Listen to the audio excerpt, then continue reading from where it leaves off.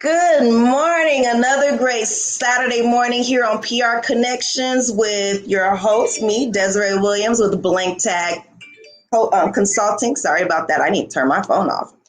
But I want to totally introduce Olivia Fillingame to this platform. She has some amazing information, stories on how to be inspired, motivated, overcome some bullying, start your business.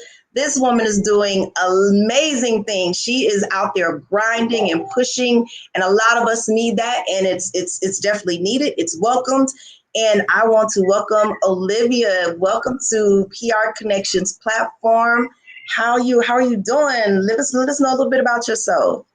Hi, I'm doing okay. How are you? I'm well, thank you. I'm 19 years old. I started my business maybe the beginning of this year. Um, my unisex clothing line, and I'm in college. I major in economics, and I want to be a divorce attorney and a child defense attorney. Oh, I'm definitely going to hit on the child defense and the that's really interesting. It's like you have your clothing line and you're going into something that's really out there helping people. Yeah. So and that's great. And I always look for helping people, and I love to get into that to help you expand and grow. I definitely love young entrepreneurs, and I always make sure that I get some and interview them because those are, you guys are our future successors Yeah. and going to come in and actually make the changes in this world and a lot of changes within the community like you do. So we're going to jump into this. And I really want to know, at a young age, your mom said you're like age 6, what inspired you to come up with the idea of ownership, creating your brand and your business? Like, where did you get the idea? I think seeing my mom as a single mom own her own salon while working a full-time job, that really inspired me to become a entrepreneur as a woman, because just seeing her working so hard and how she did it, it really inspired me. That's amazing. It's a lot of kids out there that have single moms at home, especially during your generation, and mine, right? So there's a lot of inspiration even through that. Some of them, you either go one or two ways, right? When you're having a mom that's really working a lot, you have to be responsible. You have to be, dedicated to what you're doing for your success, for your future, especially in school, doing your homework. You have a lot of things that you need to do, and that takes a lot of dedication. So that even shows, just your dedication coming from that versus going out and playing and hanging out with everybody and trying to see what you can get away with. You actually look at that as an inspiration, and that's great. And that's people need to look at their environments for the inspiration and motivation in them, and not just to see what you can get away with, right? Yeah. And you did say you're attending college full time. So how do you manage attending college full time, running your business, and still keeping your customer connection to keep your business growing? I think that I schedule out, mainly I schedule my class schedule where I have 2 days out of the week for me to not only do my homework, but do other business things that I would need, like packaging orders. And I try to get them out within that week that the customer orders so that they wouldn't be waiting. Like, I know COVID has the post office uh, situated funny. So at least I try to get the package out on my end so that the customer will want to come back. And Right. Nope.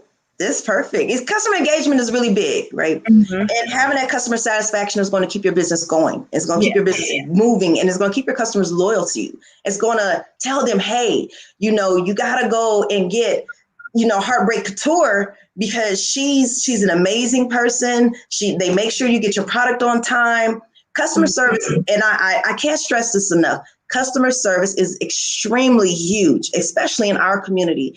Customer service is big because there's a lot of people and a lot of customers, businesses that fall short in customer service. And just being able to tweak that and have that amazing customer service by caring about your customers will go a long, long, long way.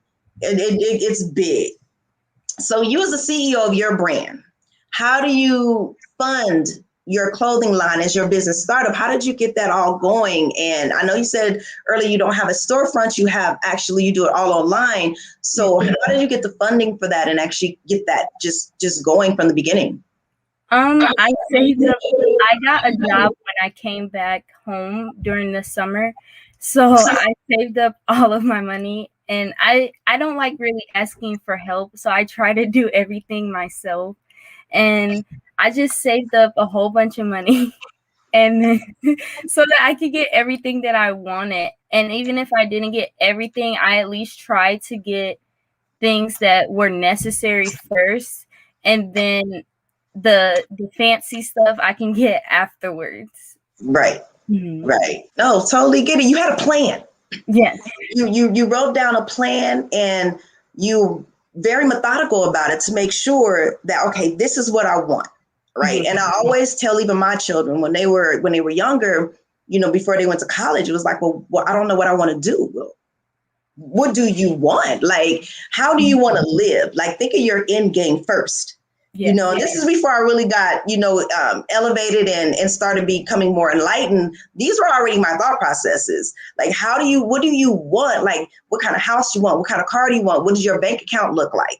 Where do you want to live? Do you want to have multiple houses? Do you want to travel? Like, think about all the things you want. And then you think about, well, if I go into this career or this focus or this business, is it going to give me that fulfillment? Because a lot of people think, this is going to make me happy. But when they arrive at that destination and that wish fulfilled, they're not happy. And they're like, I'm not, I don't want to do this. Well, I thought this is what I wanted to do. And you really need to vet that out with yourself first. And right? Because you're not going to school for fashion. You're going to school for something totally different. Yes. You're following your passion, but you also following something that you know how to do. You took a skill. Yes. That you learned, and I know we're talking backstage that you got from your grandmother, and you took that skill and you made it up, you monetized it and made it into something that's going to give you an income while you're going to school doing what your passion, what your heart is telling you to do, to follow your heart. So I want to know, how did you pick the classes for college? I want to know where that come from. I really want to understand that piece of where you're going versus what you're actually doing right now. In high school, my senior year, I took economics, and I would say it's the only class that I actually remember and actually understood, like, to where I could explain it now that I'm not even in high school. So to be a lawyer, there were certain majors that you could take, and that was, when I saw that major, I said, yep, that's the one I need. I'll understand that. So I always had a passion for criminal justice. I watch a lot of true crime, and so I didn't want to go in as a criminal attorney because that's kind of scary to me. So I decided, why not be a divorce attorney and a child defense attorney? So that's what I'm looking forward to. That's really big because, right, when you're going through a divorce or separation, your parents are splitting up. The kids suffer more than anybody else. Because then you have some parents that want to use the child as a leverage point. And, against the other parent. And then you got to understand, like, that child is being, damaged mentally. That's something that's going to follow and carry them throughout their lifetime, and it's going to decide the choices they make for their life. So that has to be a very smooth transition. And parents need to understand, even though you two didn't get along, and it's not the fault of the child, it's the fact that you two didn't date correctly. You didn't vet each other out. You didn't make sure, first off, and I really like to go into this part, my biggest thing is I always tell people, learn who you are first. Because if you don't know who you are, there's no way you could pick a mate for you. Because you haven't become the person who you need to be yet. You're still a representative of your atmosphere and your environment, and you still haven't figured out you. So now you're going to go date somebody who hasn't figured out themselves. And then later out, you figure out that neither one of you are for each other, but now you have children involved. Yeah. And now those children have to deal with your inconsideration for making sure you're making the right choices in your life before they get here. Yes. So, I think a lot of parents forget that the child has emotions, and they only think about their emotions. And I understand some people, they may need to get a divorce to be in a happy state of mind. But also when there's a child involved, that child has emotions too. Right. So you got to be mindful of that. And I love that you're getting into that. I love that that's your focus and vision, because it's going to be so helpful in the community and helping people to, and I always like to say, helping people to divorce correctly, right? You have to love correctly, but you also have to leave correctly. You can't leave and then try to throw daggers and shots at this other person.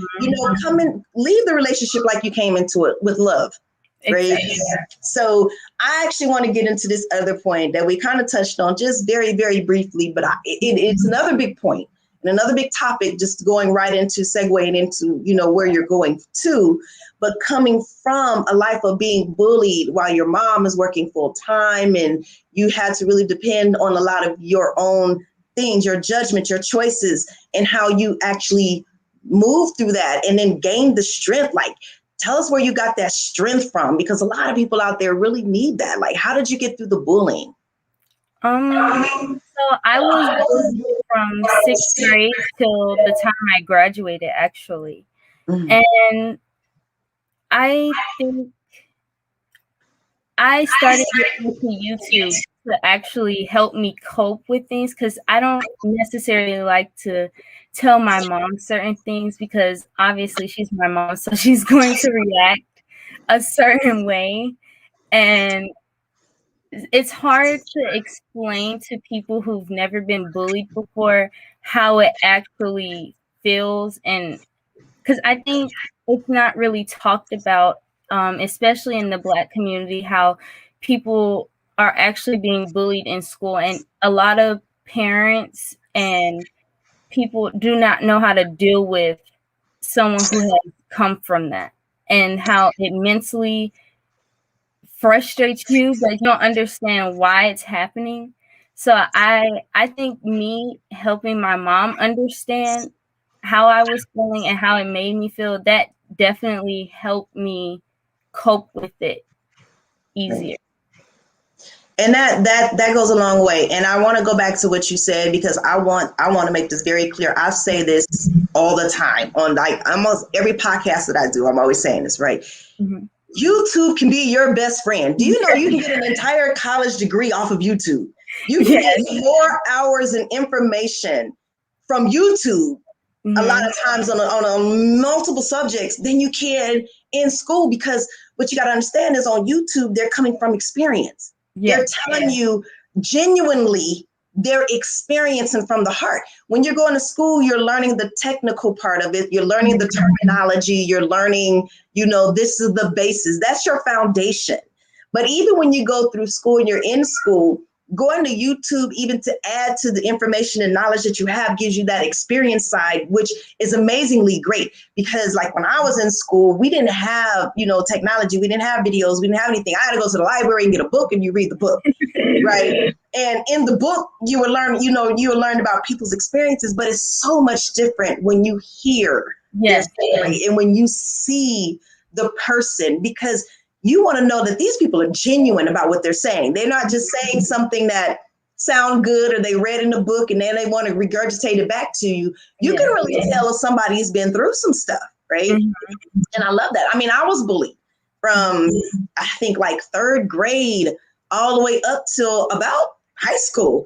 I loved going to college because it was a different world. You didn't have any bullying. People weren't even paying attention to being a bully in college. It's like your whole mentality changes going to college. And I don't know what the factor is. And I think maybe it's because you're around more adults and it's a choice, right? So if you're going to college, it's because you want to be there to be better, to do something with yourself. So you're not there to just get out the house and because you have to go. You're going to college because you want to go.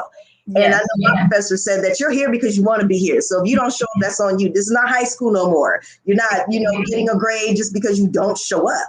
But you don't have that bullying, so it makes going to school a lot easier. And I know that my grades, I excelled more in college than I did in high school because of the lack of bullying. Yes. Now, I didn't get through it, as bravely and easily as you did. I didn't speak to anybody either, because it is hard to speak to somebody about getting bullied. And it wasn't really about the emotions. It was more like, I'm trying to figure out how I can internally deal with it. Yes. So you're trying to process, the hurt. You're trying to process the pain. And then you're trying to come from like the why. Like, why are you doing this to me? Like, why are you saying this? I don't understand. Why are you picking me out? All these people in school, why me? So I struggle with the why me side. And since I couldn't understand it, I couldn't actually articulate it to anyone. So it's great that you're able to articulate that into your own self and to come to an understanding, like I could reach out for help. And everybody can nowadays, right? So you have multiple places to turn to besides just your parents nowadays to make it a lot easier to cope with bullying. So if anybody is out there, dealing with bullying, it's not like back in the day where we really just dealt with it and either you survived it or you didn't. Because whether you survive it or you don't, you still have the residual of the memories and the emotions that are attached to you that you're still living with. And then you have to go back to kind of clean out your closet, per se, of all those emotions. And then say, hey, this is not who I am. This is not a part of me. I'm better than this. I'm bigger than this. So I want to know how you inspired yourself, not just with YouTube, but your self-talk, right? Because it's a lot of self-talk. Even when you're being bullied, you say a lot of things to yourself, and that feeds into your subconscious, and it actually feeds into your personality and how you are and present yourself to the world moving forward. I want to hear about that part. How did you inspire yourself and motivate yourself through the self-talk? I think that I mainly focused on, okay, well, yes, I've been bullied, but how can I help someone else who's going through what I'm going through? In middle school, I especially became like a mentor for other people who would come to me and talk to me. And I love giving people advice. So that would really help me, because it's like, okay, I was bullied, but I'm helping someone. So it was really like, well, you're helping someone. So what the other person that's bullying you is saying, it doesn't amount to the good that you're doing while helping someone with your experience. I feel goosebumps. I love that, baby. You are a strong woman. You're going to be amazing. I can't wait to follow your journey. It's going to be great. You have an amazing mindset. Thank you. That takes a lot, right? Everybody doesn't have that. Some people, will play the victim forever. Yes. You took not being a victim, but being, a hero to someone else in their life. Like, I don't need to be a victim. I could choose. And people got to understand it's a choice. I didn't understand. I didn't have that understanding. Like, it's a choice to be, a victim, or you could be a victor, right? I just kind of went into my shell and I got extremely introverted. I was very extroverted. I got extremely introverted. So now it's like a good thing because I'm an ambivert and I can actually go both ways, and I can totally understand and speak to both sides. Right. And the thought processes that you have is great. Not only just for, being bullied and getting past that negativity, but in business, it's shrewd. It can get very difficult dealing with some vendors, dealing with certain people, and you have to understand how to deal with them. So that is like, for me, I always say the universe gives us our training manual, and being bullied a lot of times goes into training. I know for me it did, because I've been on my own since I was 16. So I had to really fight internally and then also externally to become the person that I am. But mine's led me into neuroscience and getting into how the brain works, because mine's was like, well, I need to understand how this brain works. I need to understand where these thoughts come from other people, and where the thoughts come from myself.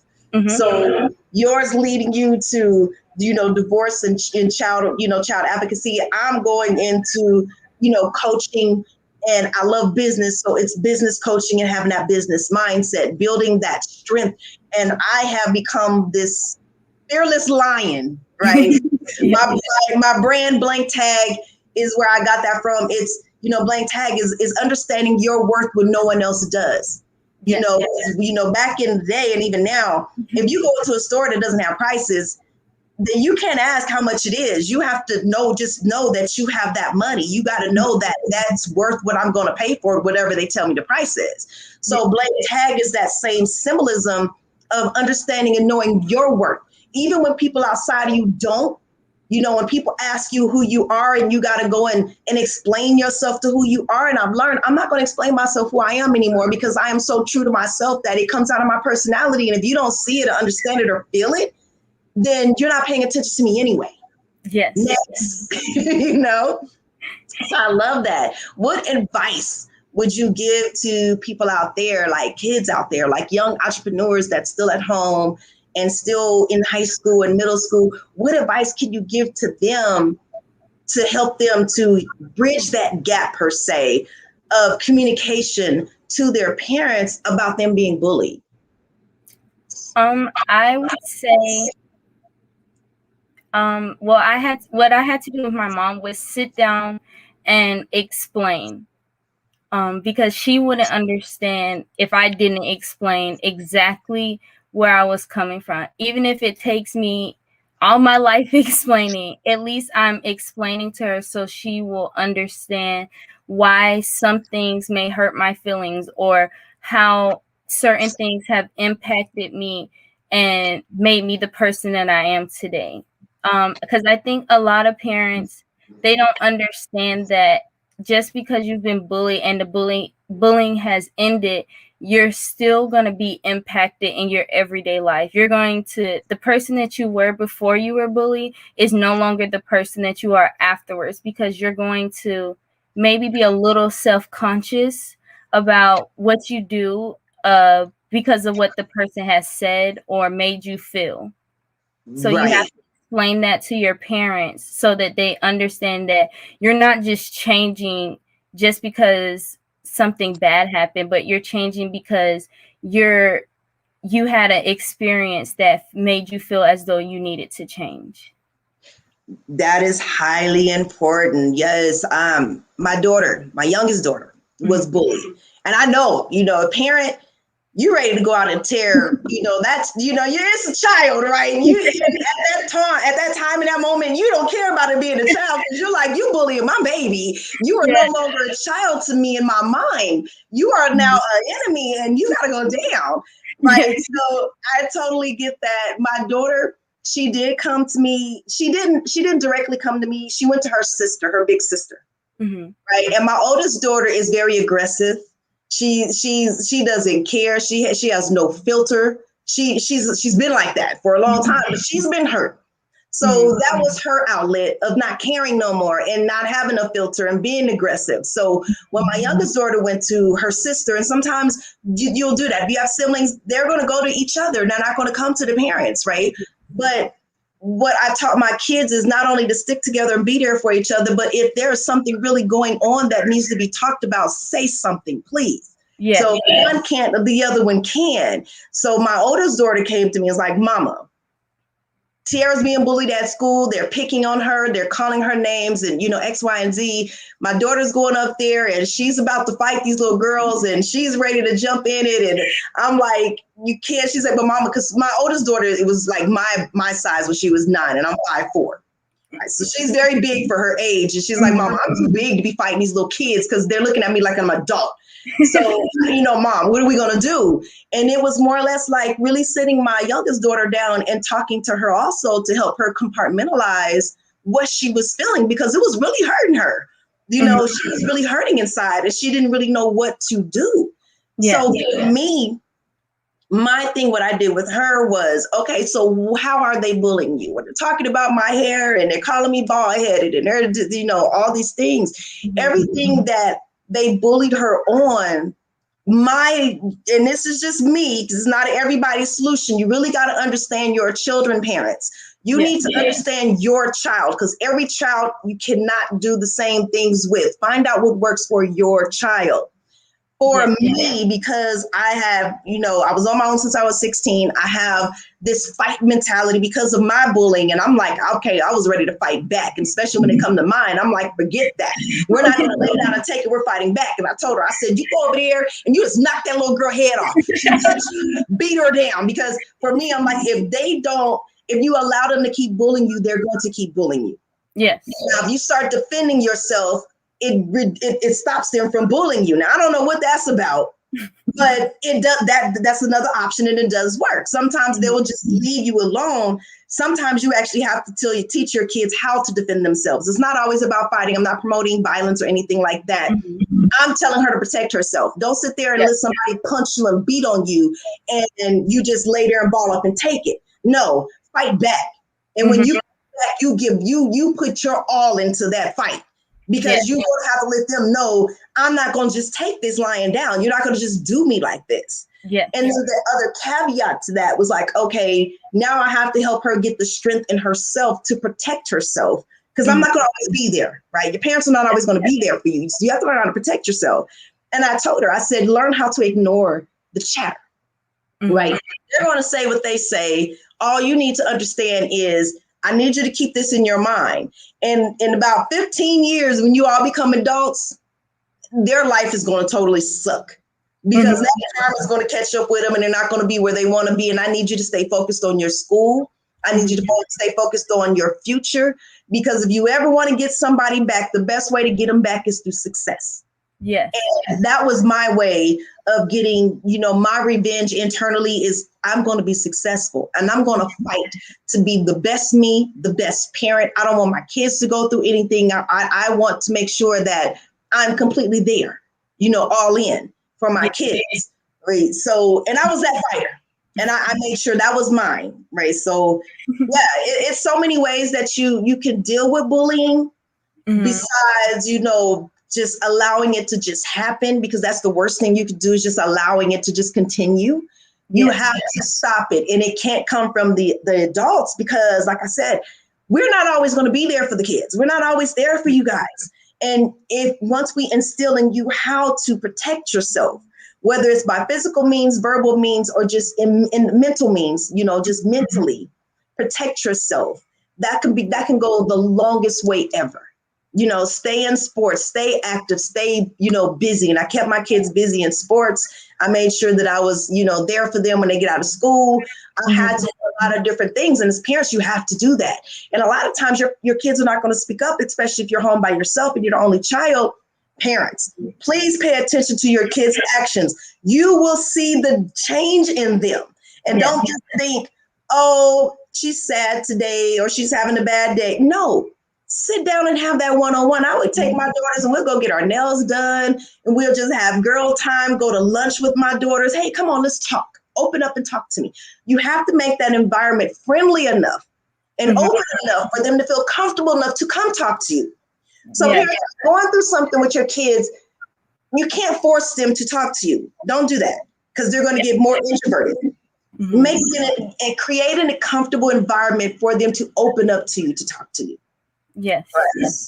I did hear that you sing, you write music, you did some acting, and you did all this since you were 6 years old. I want to hear about the singing, because you got multi-talents and skills. I love it. I'm like, be multi-talented. My mother always said, be a what they call it? What is it? A master of all. They say you master everything. A jack of all trades. They said be a jack of all trades. But my dad was like, be a jack of all trades and master one. You gotta master a trade, but don't be ignorant to everything else. Don't be so focused on that one thing that you master and you're great at it that everything else falls by the wayside and you're ignorant to everything else. So I've done a lot of things like fixing cars. I have a project management construction background of 18 years out here in Vegas, on the strip, off the strip, traveling with it. I've been in construction for everything. I went to school, as a project manager and also as a building inspector. So I graduated college when my kids were in high school. because I wanted them to be inspired to go to college. So I'm like, I'm not going to make you do something that I'm not going to do myself. So I made sure I went to college, found something, graduated with high honors, got on the dean's list because I wanted to show them, hey, I don't care. I've been through, molestation when I was younger, being on my own at 16, being a single mom, going through a very horrible marriage, and yet I still I'm still standing here fighting for what I want and what I believe in. So I need you to give me your background, baby. I want to hear your background. I want to hear all of that.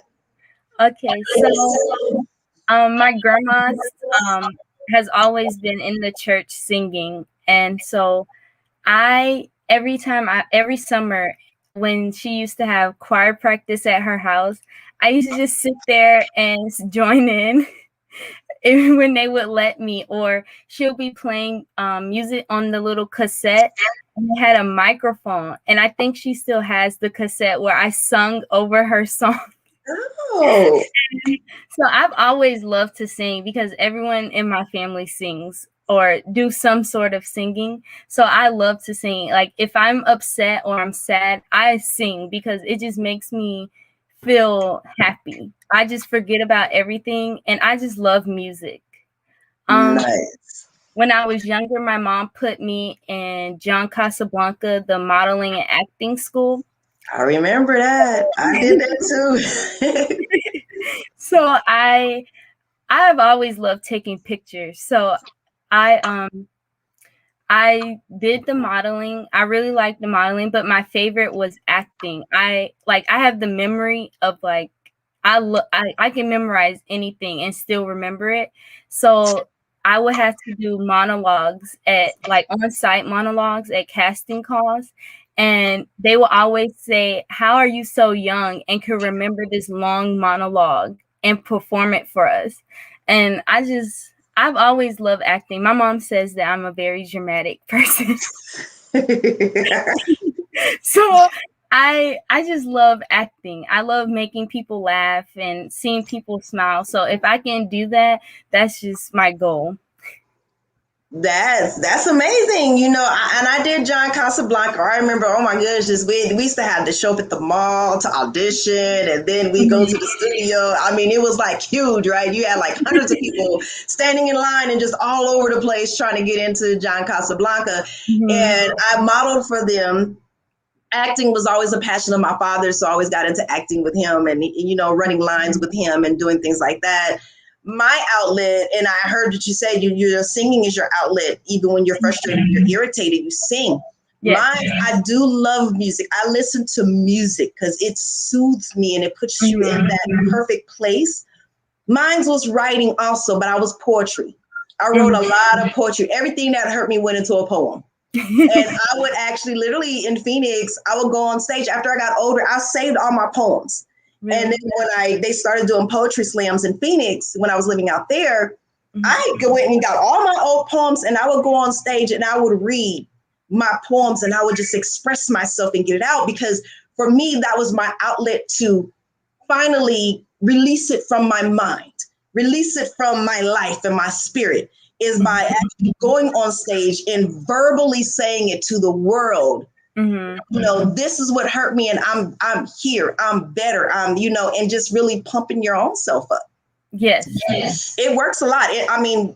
Anybody out there, if you really don't know, singing, acting, writing, poetry, all those things are an amazing outlet to get your emotions out, to feel it.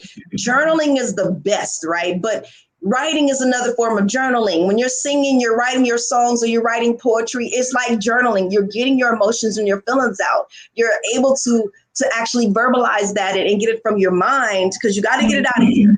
Yeah. Let's make this clear. You have to get this out and put it on paper. Yes. But it also opens up another door for your creative side. Yes. You get so creative. And as your writing will start just keep going and going and going. And then your mind will just start turning on and clicking to be this creative side. And that's really part of neuroscience. You're actually firing off neuroreceptors and neurons in your brain that wasn't actually connected and firing. They don't die. they just stop connecting. It's almost like if you have the phone and you turn off the service to the phone and the phone is sitting there, that's like a neuron that's not being used. It's not that it can't be used and utilized. You just need to reactivate service to it, reactivate information, reactivate something that's going to turn it on. And that's what I love. And that's where my outlet is helping people to find the lion inside of them, find the worth inside of them, and be aggressive. Because I'm aggressive by nature. That as I've gotten older and started really fighting for myself and fighting for what I believe in, that aggression has come back. I'm not that introverted, shy, don't hurt me child, that victim anymore. I'm now who I'm supposed to be. And I'm aggressive, and I always have been. And I love being back that aggressive side because I get my ambition there. I get my creative there, my creativity. I get that fight to do something more, with life. But now that your brand has been created and operating, what other business ventures? Now we're talking about creativity. Okay. Heartbreak Couture. One, I want to know where you got the name from. Okay. And two, I want to know, what do you have in store for the future of Heartbreak Couture? What can we look for? What creativity you want to put into this business? Okay, so I got the name since it's a unisex clothing line. I want to pick something that everyone has been through. Everyone has been through some sort of heartbreak, and I would say my biggest heartbreak is the passing of my father. And I don't really remember him because he passed when I was 3.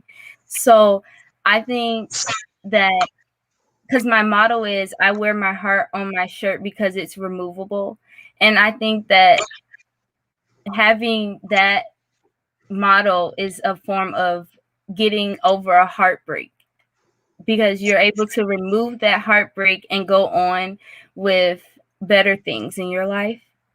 And so I think that under my LLC, I've always wanted to start my nonprofit organization for bullying.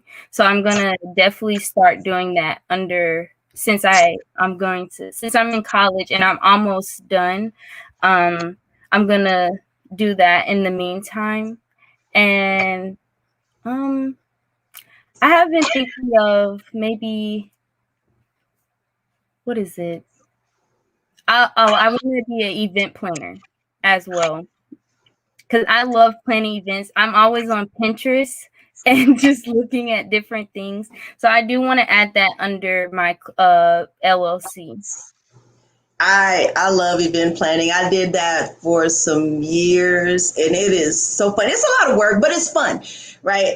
As a project manager, and I think that's what helped me to even enjoy project management so much, because it's a lot like event planning. You have multiple moving parts. You have a budget you got to make sure you're in line with. You have your client, and they want a particular vision, and you have to make that vision come to life. And as creative people can do that. You got to be a visual. I can see, the building in my mind. When I'm looking at the blueprints and I'm seeing where every wall, door, every pipe, every electrical wire is ran, HVAC system, all these things that goes into the building, I'm looking at it and I'm envisioning it. And I can see the vision in my mind. So if I'm walking on that project and I'm looking at something that's beam and I'm like, it doesn't feel right. Right? Intuitively. So I use my instinct and intuition a lot. My insight is reading the prints and understanding the client and understanding the vision of the client. That's my insight, the knowledge, right?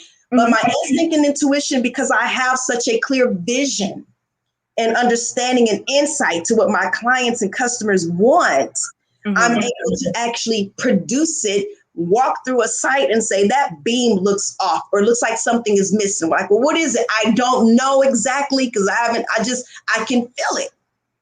Yeah. And sure enough, we'll go over there, we'll go through the plans, we'll look at everything and like, you know what? You're right. And it's usually something missing. But when you don't know the why something doesn't feel or look right, you got to understand, just go with it, because it's your instinct. And your intuition is going to lead you to the area. Your instincts is going to get you there. Your intuition is going to tell you something is not sitting right. Something is not right, right? So you have to definitely rely on your inner mind, your brain, you have to trust yourself, because that's where faith comes from, is trust in yourself, trust in the confidence that you could produce all these ideas and things that are coming to your mind, and you're ready to put it out there to the world. Right. So you have to trust that. I don't care if everybody goes against it. Everybody tells you can't do it. Stupid. I don't care what they say. You have to trust your instincts and your intuition to get you there, because your insight to the information and knowledge that you were led to read or come by is your confirmation that, hey, this is right. My confirmation doesn't need to come from my outside world. It needs to come from me in spirit. I need to feel it. I need to understand where I'm being led. And then I just need to make sure that I'm within myself and I'm going to do it. Yes. I love this. I love it. I love it. And heartbreak is definitely a big thing, right? Because we all go through heartbreak. Yes. Especially as women, we men and women, period. I mean, you're in a relationship, you're giving a lot of yourself. When you're true to yourself and you're true to the person you're with, you're giving a lot of yourself up. And this is where that vetting comes from. When you were talking about that, earlier, that vetting comes from there, because if you don't really know who you are, what you want, and you get into a relationship with somebody and then it doesn't work out and that person is evolved and you're not, they know what they want and who they are and where they're going, and you're still kind of trying to figure it out. Those are relationships that don't work, because that person is going to leave. And you got this heartbreak. You're like, oh my God, but you got to understand, it's not that or them. It's you. You weren't ready. You weren't in the place, in the position to actually nurture and love that on that relationship. So there's no way that you can have a child with somebody and you're not nurturing and loving on yourself. You're not going to nurture and love your child either. All that goes into that, right? Oh, I'm so excited. I'm loving your journey. I'm like, I want to see where she's going and what she's going to do, especially with the nonprofit, because I know my biggest thing was I always wished I had somebody there for me, not just really there for me, but can you really understand and empathize what I'm going to, that help me get past it. I don't want your sympathy. I don't want your sympathy. Don't give me that. Give me your empathetic solutions. Yes. Let me know you understand and you can relate to what I'm saying, and you can tell me how to get out this mess. Yes. And that's what we're lacking, is the effort. Give me that solution. I don't want to hear it. Give me the solution. I don't need to cry on your shoulders. I'm not weak. I've never been a weak-minded person. So for somebody to be really sympathetic with me actually is more of an irritation to me. I'm not a crier. I'm not getting ready to sit there and I don't want you to hold me and we cry together and I feel better and I eat a bowl of ice cream or something. No. I've always been, give me the solution. I want to know how to be better. I want to know how to get better. I want to know how to get past this, because you feel the greatness in you and you want to express it and get it out. Right? You do an amazing job at that. Like heartbreak, even just the name. I mean, you can take that same name and use it on your nonprofit, because it's like I'm here for I'm here to catch all of your hearts and your feelings and your emotions. And I tell people, I said my biggest breakthrough with my heartbreaks over time, because I learned that I kept getting the same narcissistic relationships. My personal relationships are the same narcissistic relationships. And I am an empath, so I could feel it. So it really sucks for me, because it doesn't, like, I start hurting before I should hurt, because I feel it coming and then it's there. And then it's like, how do I deal with this? Like, oh my God, I can't believe I did this to myself. And then I had to realize and come to an understanding, even more recently in my life, going deeper into studying, that once you start noticing that you're repeating something over and over, it has nothing to do with your outside world or I just keep running across these such people, whether in business or relationships or whatever type of relationship, personal, professional relationships. If you're running into the same thing over and over and over and over, stop. Step back. What are you doing wrong? Because it's not your outside world, it's you. Yes. It's you. And it's usually, what are you thinking? Because if you're expecting to go through mess with people, you will. If you're expecting to have everything amazing and great, you will.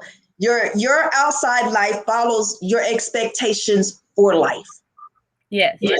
So if you can't get your mind right, and that's why I told you earlier, I love the mindset, because your brain and how you think and how that's how you manifest. That's Yes. how you create your world. That's how you grow your business. That's how you connect to your clients and your customers, right? I have a question. Now that I'm on that, I have my own question, right? Okay.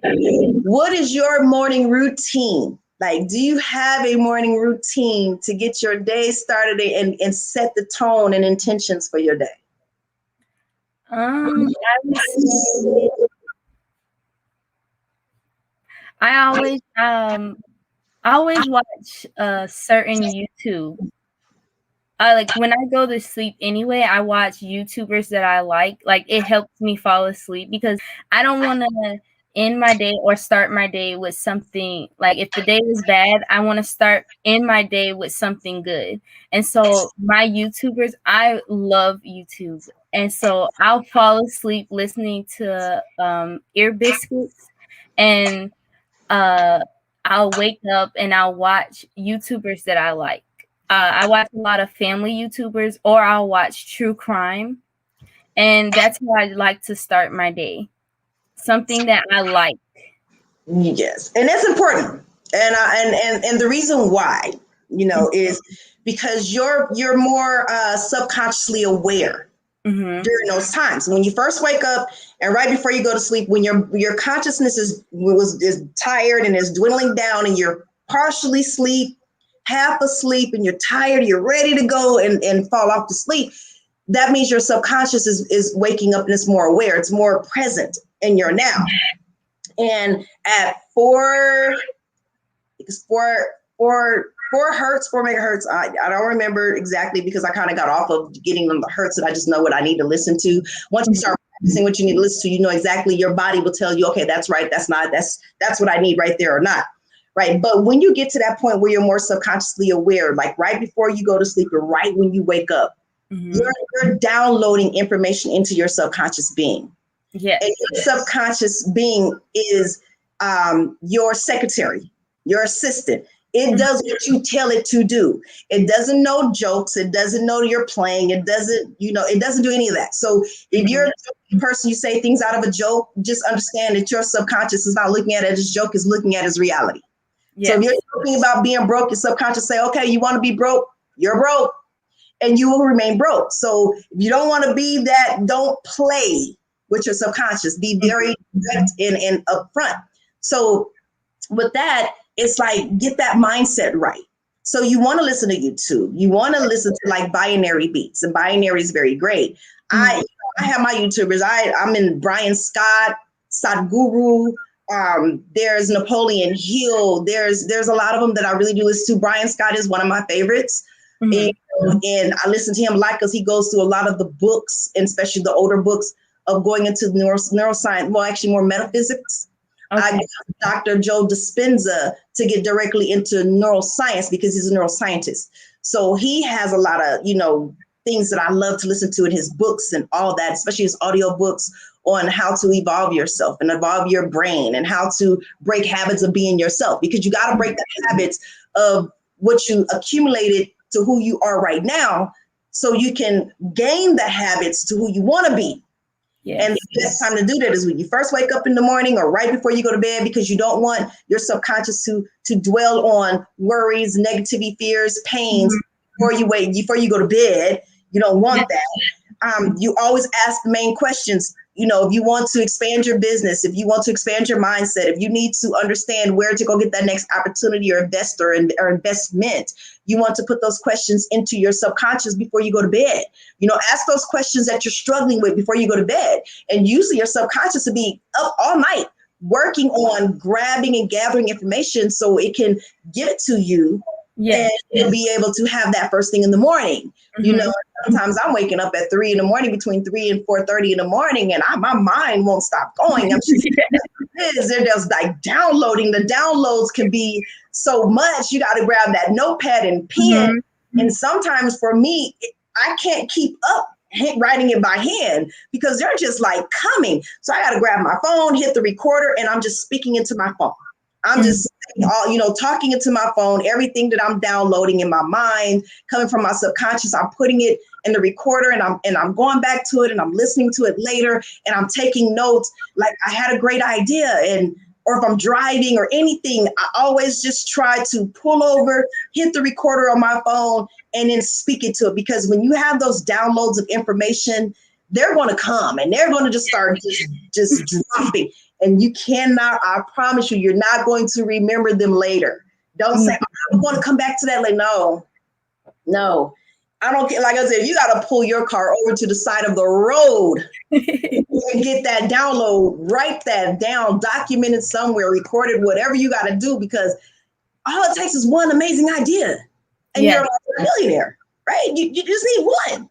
Yes. One great idea. And if you have downloads of so much information coming, trust me, one of those is something that somebody needs. Mm-hmm. And I always look at the universe, how can I serve today? How am I going to serve you? Because I always tell people, my employer is the universe. I work for the universe. So when I get back, the universe makes sure I am well rewarded, over and abundant of what I need and what I asked for, or that opportunity. Like yesterday, I ran into 3 people, amazing, 3 people who I need, because I asked the universe, I need a team, right? And I was like, and I'm not going to rush it. You got to be patient. Yeah. And now they're starting to just flow and just come to me out of the blue. We're doing a photo shoot yesterday, and I will do that. And I tell people, if you're running a business, you have your business, and sometimes you can't get a photographer. Sometimes, especially when you're starting out, you can't afford a photographer. I actually all the camera equipment, green screen, all these things, backdrop, everything. And I'm like, I don't know how to do it, but I took photography in college, and I'm going to learn how to rework these new cameras. Mine was, manual. You got to figure out all the iOS thing. Now they kind of, do some automatic stuff, but I got to get back to the camera again. I went back out there, and I told my daughter, I said, baby, look, got the camera, do this, take pictures. And I have somebody take headshots for me and pictures for me. If you just have to use your own phone, whatever, I did. But I love the HD quality in a really good camera. Mm-hmm. So I went and bought me a good camera. Didn't know nothing about it. Asked some people who knew about, who does photography. What's the great camera to get? I want to do this. This is the things I want to do. What you want? They told me which one to get. I got something. I was like, I'm getting ready to get this back on this, and I'm getting ready to put content out there, because content is important. You have to stay on content. You got to keep putting it out there over and over and over. And sometimes you fall short. You don't have time. You don't have the money. You can't do something. You got to learn how to do this yourself. You got to learn to be creative enough to get it yourself, and not allow that to stop you or pause you from doing what needs to be done, what is necessary to do. Yes. There's another question. She said, you feed the hungry. Mm-hmm. You go out there and give back to you. I'm like, you're in college full time. You're an entrepreneur, and you got time to go out there and give back to the community. Like right now, as a college, like I'm like, this woman is. Oh, I had somebody like you at my age when I was going through this, and I'm like, oh, I needed somebody like her in my life when I was in college, and that was my best friend. I just needed that friend. Mm-hmm. Tell us about you giving back. Like that's amazing. You're in there with volunteer programs and organizations. Like if somebody wanted to start going and giving back to the community, how would they do that? What do you do? Who are you working with? Give us the juicy bits. Okay, so my mom is a veteran, so I decided to work with the Disabled Veterans, the organization, and I like that they give back they give housing and food, and they help find jobs. So I called different housing. I'll go and call different housing, like apartments, and say, well, would you provide housing for veterans, and we would pay the first and last month's rent for them? And sometimes they say no, but sometimes they are willing to work with since it's disabled veterans. I also like to, if I see someone on the side of the road, if I have it, I'm going to give it to them. One time I gave a woman the coat out of my car because she was cold. So I was like, well, I have coats at home. So, you take this and I'll be fine. I love just giving back. I think last month I went and bought a bunch of blankets, or the month before, and I just went down and just handed them out on the side of the road. Um, so I love giving back. It makes me feel happy. Just to see them happy. That's good. And I would say, and I have that too, and I do that, and I love it, right? And I think that comes from bullying, right? Yes. So when you're being bullied, that's a good attribute, right? And it happens though, but you want to go and help people. Either you're going to be a bully yourself by being bullied, or you're going to be very empathetic and really want to give back and help people because you understand their struggles, you understand their pain, their fight, their worries. You know that, okay, a lot of this, especially when you're homeless, you're out there, a lot of it's by choice. Yes. Some people are mentally weaker than others, and some people cannot handle the stresses of this world and of the economy, and they can't get past all the lies of the social engineering, right? So they kind of live mentally in their mind in this world that they can't cope with. So then they end up, being homeless on the streets. Not to say that they don't need help. It's just that they just are lost. They're more lost than others. So we just have to help them out a little bit and give them some things that they need. Some of them really don't need the help, and it's by choice, because I have been out there working with homeless shelters and with, some of the homeless businesses, the organizations, nonprofits here and in Phoenix. And I was like, oh my God, we got to get them off the streets, but they don't want to get off the streets. A lot of them, they don't want to be off the streets. They want to be there. That is by choice. They want to be there. They're comfortable there. That's their comfort zone. Yeah. We don't understand it because it's not comfortable for us. We're like, oh, this is not comfortable. This is unacceptable. They can't do this. We got to get better. But you got to understand, it is their choice to live like that. And you have to respect their choice for that. Exactly. Right? You don't have to be a part of the choice, but you have to respect their choice. You don't have to understand their choice, but you still got to respect it. It's like with the bullying, you got to respect the bullying. A lot of people don't understand it, but it's the respect that helps the understanding go a long way. Yes. Right. It's that respect factor. We're about to wrap up here. What do you want to say to everybody? And we're going to leave this, of course, on the most positive level as possible. Of course, I want you to give me a nugget. Give people out there, give them a nugget to help them keep fighting and pushing for their dreams and ambitions and desires and what they feel inside of themselves. Okay. I would say, just do it. Because it doesn't matter about anything else. You have to want to do what you want to do. You can't, just because someone else or your parents want you to do something and you want to do something different. I would say do what you want to do, because you have to live for yourself. You have to be happy at the end of the day. When you go to sleep at night, you have to be happy with what you did in those 24 hours. There it is. And it's all about self. Now, a lot of people say, well, you're selfish. It's not about being selfish. And if you're not selfish to an extent and somewhat narcissistic, where it's all about self, you won't be able to rise, because then, and I've learned that the hard way, right? I've given away everything that I've had. When I was working construction and making very good money, paying my kids' bills, paying their rent, paying their utilities. We're going out buying food and cases of water and all kind of things and donating money.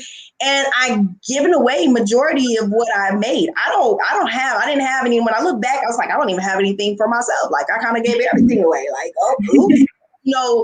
too much humanitarian. So it is not a good thing to be selfless like that.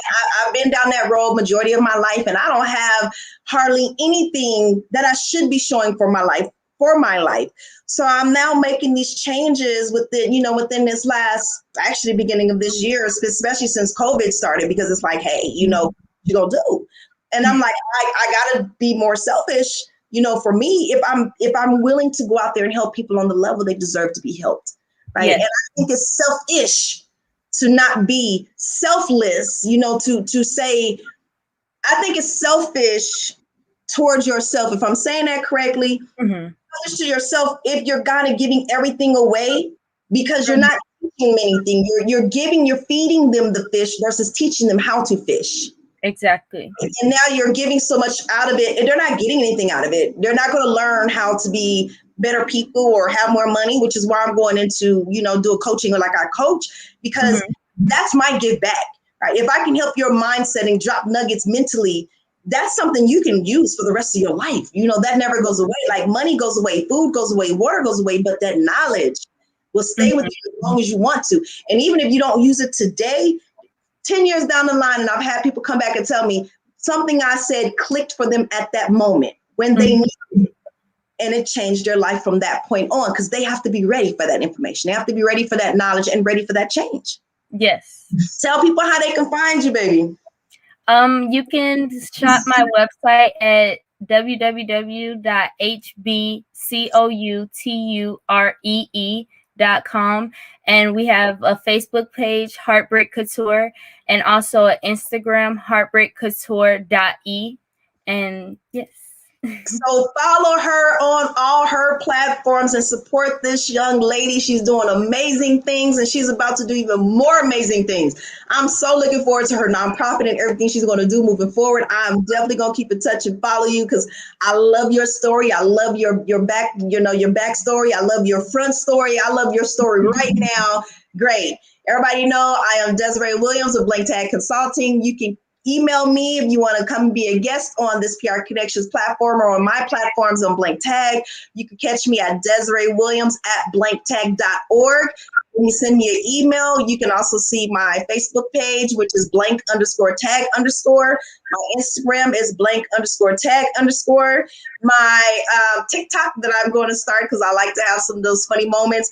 TikTok is blank tag. So everything that has to do with me is going to be blank tag. You can find me there. It is a registered trademark. Don't use my name. I already got to go after a couple of people using my name, but don't use my name. It is a registered trademark. And definitely catch me on my personal page, Desiree Passionate One Williams. Make sure you put the Passionate One in there, else it's going to be a little harder to find me because there's a lot of Desiree Williams. Stay tuned. Next Saturday, we have more coming to you about finances and credit and how to get that right. It goes right in line with business. Please support her. Olivia is doing amazing things, and we want to make sure her future is just as great as her mind is. Thank you, everybody, for tuning in this Saturday. I look forward to seeing you next Saturday. Have an amazing rest of your weekend. Bye.